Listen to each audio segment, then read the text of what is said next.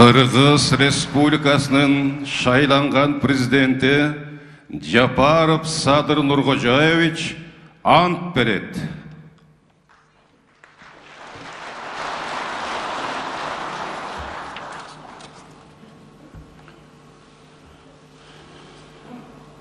Men Japarov Sadır Nurkojoyevich Kırgız Respublikasının prezidentinin kızmatına kirişip jatıp, Kudayдын жана элимдин алдында мамлекет башчысынын ыйгарым укуктарын адилеттүү ишке ашырууга, адамдын жана жарандардын укуктарын коргоого, Кыргыз Республикасынын конституциясын так аткарууга, элибиздин биримдигин жана мамлекетибиздин бүтүндүгүн, коопсуздугун сактоого ант беремин.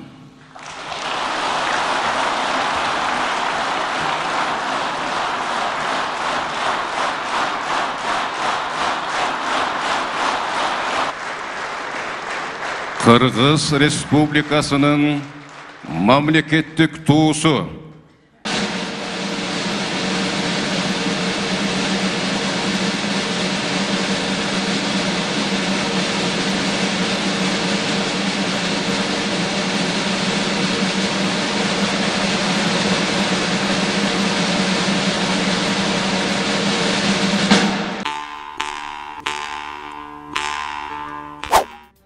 Садыр Жапаров ант берип президенттикке киришти.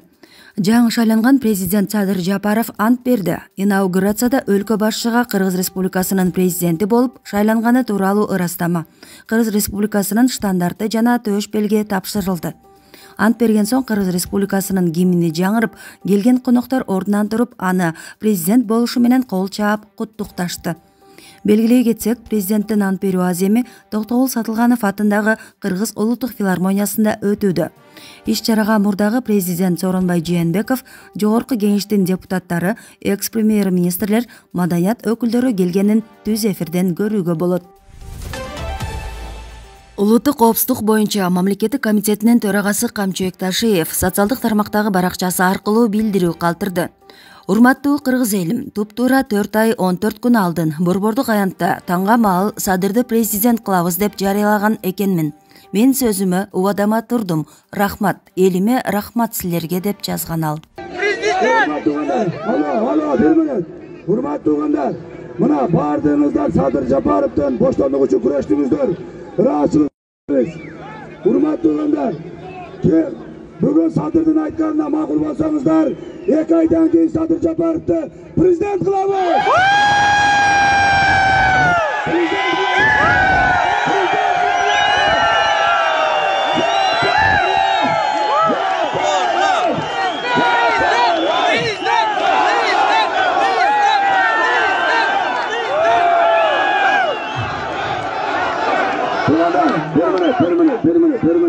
Bir minut. Urmatlı elçiler, urmatlı tuğanlar.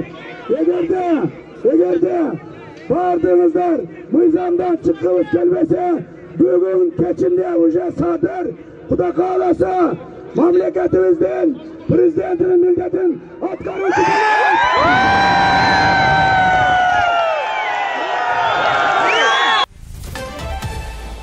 Кыргызстанда шайланган президент Садыр Жапаровдун иш бөлмөсү өкмөт үйүндө даярдалды.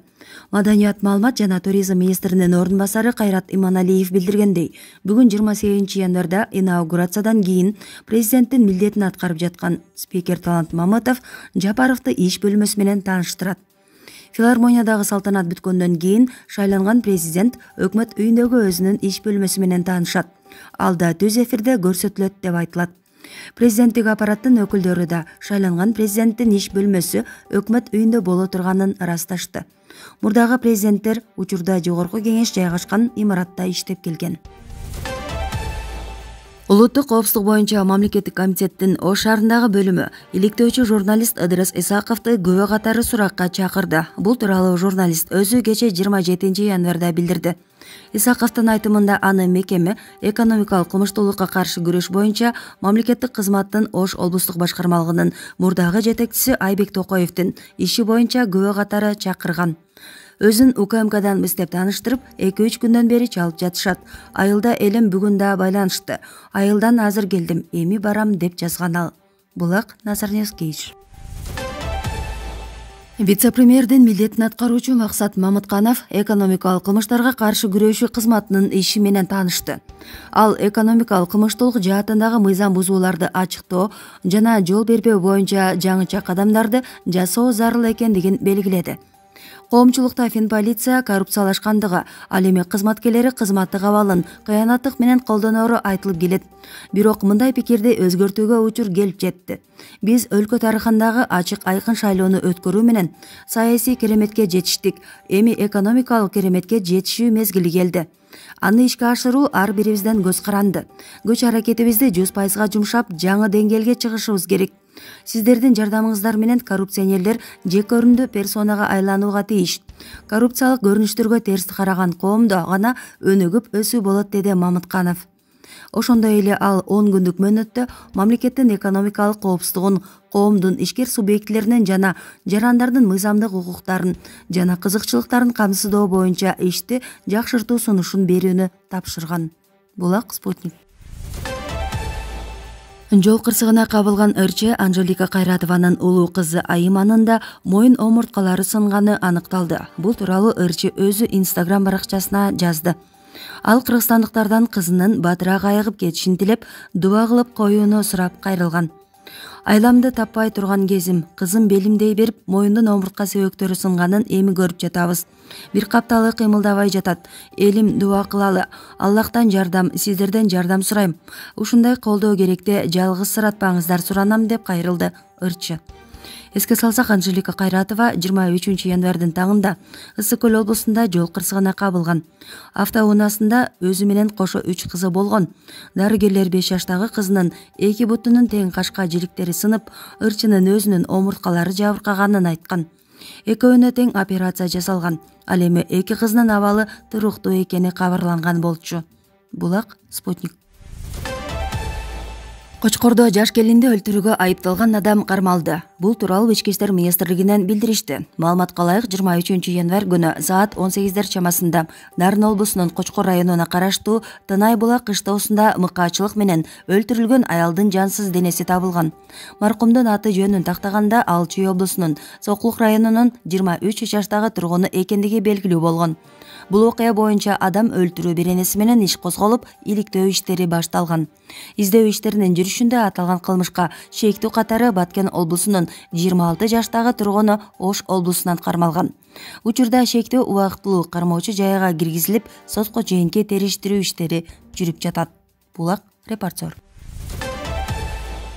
Жалал Абад облусунун аймагында очогунда көчү 3 балга жеткен жер титирөө болду. Бул тууралуу сейсмология институтуна таянуу менен өзгөчө кырдаалдар министрлиги кабарлады.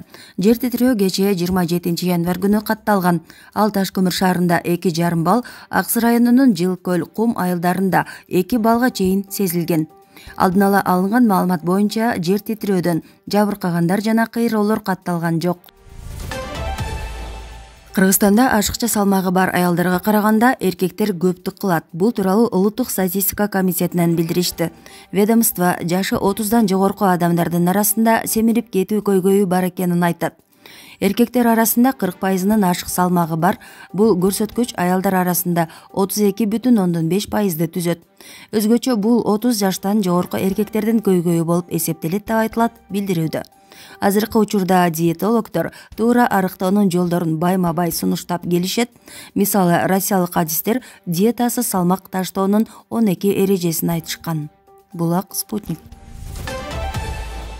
Бишкектин Алы Токонбаев жана Жукеев Пудовкин көчөлөрүнүн кесилишинде Porsche, Lexus 70 жана Toyota Camry үлгүсүндөгү автоунаалар кагышты. Бул тууралуу Борбор калаанын кайгылуу милиция кызматы билдирди. 3 автоунаа кабылган кырсык кечээ 27 январда саат 22:14 чамасында болгон. Анын кесепетинен Porsche менен Lexus автоунааларынын айдоочулары жаракат алган. Окуя болгон жерде кайгылуу милициянын инспекторлору иштегендиги айтылды. Булак Спутник. Кыргызстан куралдуу күчтөрүнүн генералдык штабынын начальниги Талайбек Өмүралиев жамааттык коопсуздук келишим уюмунун башкы катчысы Станислав Зайс менен жолукту. Жолугушууда тараптар 2020 жылдагы жалпы ишмердүүлүктүн жыйынтыгын чыгарышты. Мындан тышкары, былтыр эпидемиологиялык кырдаалдан улам көптөгөн биргелешкен практикалык иш-чаралар өтпөй калганына карабай, ЖККнын туруктуу органы тарабынан концепциялык документтер жана уюмдун укуктук нормативдик базасын жакшыртуу боюнча чоң иштер жасалганын белгилешкен. Кыргыз Республикасынын куралдуу күчтөрүнүн генералдык штабы уюмдун талаптарына ылайык жамааттык коопсуздукту жана туруктуулукту камсыздоо боюнча эффективдүү системаны орнотууга толугу менен даяр, деди Өмүралиев. ЖККнын башкы катчысы Станислав Зайс жаңы шайланган президент Садыр Жапаровдун инаугурациясына катышуу үчүн Бишкекке келген. Булак, Спутник.